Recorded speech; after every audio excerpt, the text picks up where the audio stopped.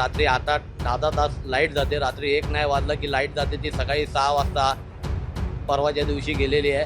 आज देखील अजून देखील आलेली नाही आहे. BST प्रशासनामध्ये पण लोक तक्रार करायला गेले, तिकडे फोन उचलले जात नाही लोकांचे.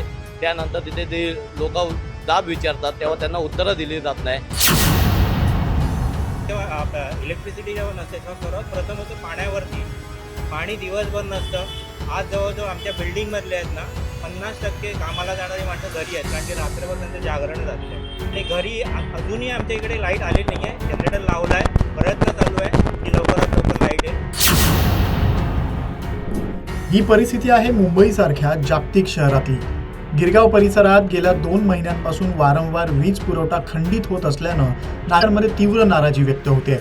समस्या काय आहे म्हणजे प्रशासनाला काही पडलेली नाही आहे.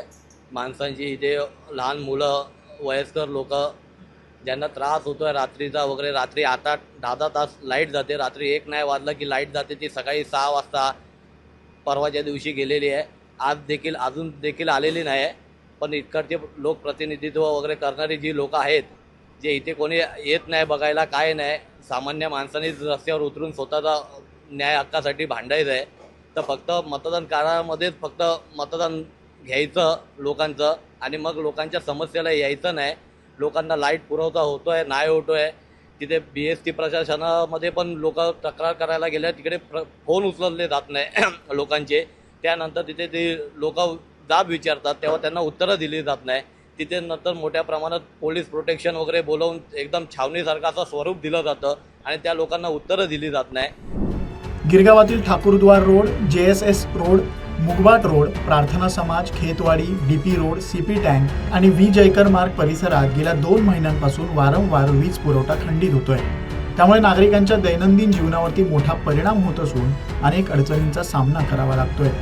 वीज बिल घेतलं जातं पण सेवा काही सुरळीत मिळत नाही असं म्हणत नागरिकांनी काही आरोप देखील केलेत. म्हणजे असं तर मी बघत नाही की मुद्दामून काय केलेलं आहे, पण जे काय टेक्निकल प्रॉब्लेम्स आहेत ना हे त्यांनी एकदम सिरियस करून ते सॉल्व करायला पाहिजे. आपल्या इकडे प्रॉब्लेम्स काय होतात की पाणी जेव्हा इलेक्ट्रिसिटी जेव्हा नसते तेव्हा सर्वात प्रथम होतं पाण्यावरती. पाणी दिवसभर नसतं. आज जवळजवळ आमच्या बिल्डिंगमधले आहेत ना 50% कामाला जाणारी माणसं घरी आहेत, कारण की रात्रभर त्यांचं जागरण झालेलं आहे आणि त्यामुळे ते कामाला गेले नाही आहे. आणि घरी अजूनही आमच्या इकडे लाईट आलेली नाही आहे. जनरेटर लावला आहे, प्रयत्न चालू आहे की लवकरात लवकर लाईट येईल. पण हे प्रशासनाने लवकरात लवकर करायला पाहिजे की हे प्रॉब्लेम असे यायला नाही पाहिजे. ह्या गरम म्हणजे एवढं गरम होत आहे, तुम्हाला माहिती आहे की एवढं हीट आहे मुंबईमध्ये, हीट वेव्ह आहे, त्यामुळे हे लवकरात लवकर व्हायला पाहिजे. गिरगावातील नागरिकांच्या म्हणण्यानुसार सकाळी पाणी पुरवठ्याच्या वेळेत आणि संध्याकाळी नागरिक कामावरून घरी परतण्याच्या वेळेतच वीज पुरवठा खंडित होत असल्यानं नागरिक संतापलेत.